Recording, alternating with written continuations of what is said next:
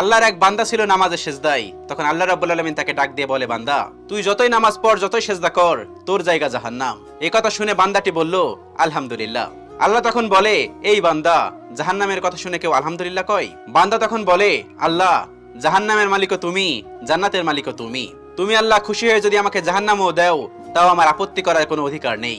আল্লাহ তখন বলেন, বান্দা, জাহান্নামে গেলে তুই পুড়ে যাবি, তোর খুব কষ্ট হবে। বান্দা তখন বলতেছে, আল্লাহ, কষ্ট শুধু আমার হবে না, তোমারও হবে। আল্লাহ তখন বলতেছে, বান্দা, তুই পুড়বি জাহান্নামের আগুনে, আমার কষ্ট হবে কেন? বান্দা তখন বলে, আল্লাহ, কোনো মায়ের কোল থেকে যদি কোনো বাচ্চা পানিতে পড়ে যায়, তাহলে কোনো মাই দূরে দাঁড়িয়ে থাকতে পারে না, দৌড়ে গিয়ে বাচ্চাকে কোলে নেয়। আমার বিশ্বাস ওই মায়ের চেয়ে কোটি কোটি গুণ দয়া তোমার বেশি। আমাকে জাহান্নাম দিলে তুমিও আল্লাহ শান্তি পাবে না। আল্লাহ তখন বলে, বান্দা, এই দলিল তুই কই পাইলি? বান্দা তখন বলে, আল্লাহ, আমাদের জাতির পিতা ইব্রাহিম আলাইহিস সালাম তোমার প্রেম মুখে নিয়ে যখন নমরুদের আগুনে পড়ে গেল, তার আগেই তুমি বলে দিলে